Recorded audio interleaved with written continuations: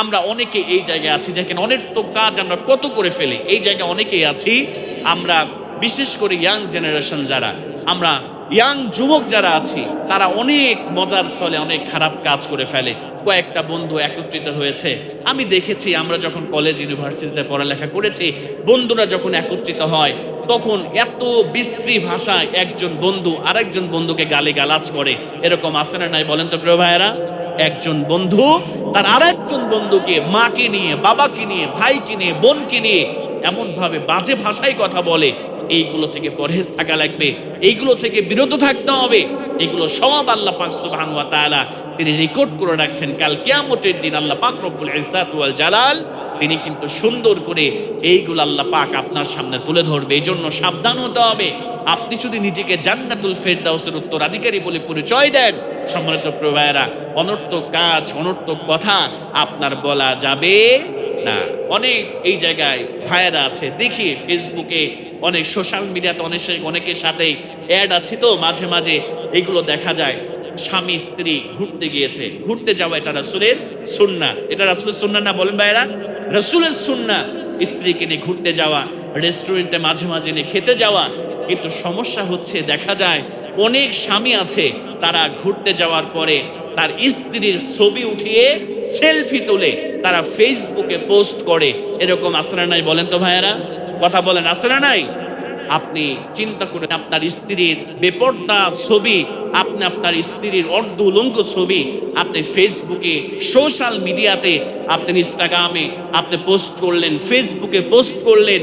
যতদিন পর্যন্ত আপনার স্ত্রীর এই ছবিটা আপনার ফেসবুকে থাকবে, আপনার স্ত্রী মারা যাবে, মারা যাওয়ার পরে তারপরেও কবরের মধ্যে বেপর্দা হলে, পর্দা না করলে যে শাস্তি হয়, যে গুনাহ হয়, জেনার গুনাহ আপনার স্ত্রীর আমল নামায় চলতেই থাকবে। জোরে বলেন নাউযুবিল্লাহ। আর আপনিও কেমন পুরুষ, আপনি কেমন করে পারলেন যে স্ত্রীকে দেখার অধিকার শুধুমাত্র আপনার, সেই স্ত্রীকে আপনি গোপন না রেখে আপনি সোশ্যাল মিডিয়াতে হাজার হাজার মানুষের সামনে আপনি উপস্থাপন করলেন। আপনি হলেন দায়ুস। আল্লাহ রাসূল বলেছেন, দায়ুস কখনো আল্লাহর জান্নাতে প্রবেশ করবে না। দায়ুস হলো তারা যারা নিজেদের পরিবারের ব্যাপারে, পর্দার ব্যাপারে তারা বেখেয়াল। এই সমস্ত পুরুষরা কখনোই জান্নাতে প্রবেশ করবে না। জোরে বলেন নাউযুবিল্লাহ। অনেকে আছে স্ত্রীকে নিয়ে টিকটক ভিডিও করে, নাউযুবিল্লাহি মিন যালিক। আমি মাঝে মাঝে আশ্চর্য হয়ে যাই, আজকে সোশ্যাল মিডিয়ার যুগ, আমরা অনর্থক এইভাবে বিভিন্ন ধরনের খারাপ জিনিস আমরা পোস্ট করে ফেলি। আমরা মজার ছলে বিভিন্ন বাজে জিনিস আমরা পোস্ট করে ফেলি। সম্মানিত যুবক ভাইয়েরা, যারা বৃদ্ধ আছে তারা তো বুঝবে না, কিন্তু তোমরা ঠিকই বুঝো। তোমার ফেসবুক তোমার যেন জাহান্নামে যাওয়ার কারণ না হয়। তুমি বান্ধবীদেরকে ঘুরতে নিয়ে গিয়েছো, গার্লফ্রেন্ডকে নিয়ে ঘুরতে নিয়ে গিয়েছো, তুমি ছবিগুলো পোস্ট করছো।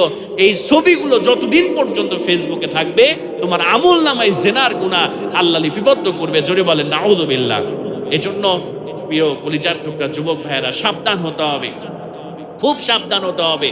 বন্ধুদের সাথে আড্ডা দাও, নিষেধ করছি না, কিন্তু আড্ডা দেওয়ার ক্ষেত্রে যেন অনর্থক কথার মাধ্যমে, বকাঝকার মাধ্যমে, ইয়ারকি ফাজলামোর মাধ্যমে যেন কোনো খারাপ উচ্চারণ, খারাপ শব্দ তোমার মুখ দিয়ে বের না হয়ে যায়। এই দিকে খেয়াল করতে হবে। সোশ্যাল মিডিয়াতে যেন এমন কোনো কথা তুমি পোস্ট করো না যার মাধ্যমে মানুষ বিভ্রান্ত হবে, মানুষ কষ্ট পাবে। এমন ধরনের কাজ করা যাবে না। নিজের স্ত্রীর ছবি, মেয়ের ছবি, যুবতী মেয়ের ছবি, মায়ের ছবি সোশ্যাল মিডিয়াতে আপলোড করা যাবে না। এআই এর যুগ, আপনার ফেস চেঞ্জ করে অনেক বাজে কাজ এই ছবির মাধ্যমে করা যায়। অনেক মেয়েরা এই কারণে আত্মহত্যা করে, বর্তমান একটা সমীকরণে দেখা গিয়েছে।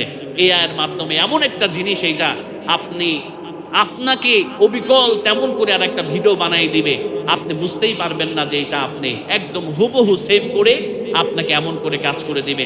আমাদের বাংলাদেশে অনেক মেয়েরা এই এআই দিয়ে এরকম ভাবে তাদের ফটোকে, তাদের ছবিকে নিয়ে ভিডিও বানানোর কারণে, আমার প্রিয় ভাইয়েরা, এই জন্য কি হয়, তারা আত্মহত্যার পথ বেছে নেয়। এই জন্য আসুন আমরা অনর্থক কাজ, অনর্থক কথাবার্তা থেকে বিরত থাকার চেষ্টা করব ইনশাআল্লাহ।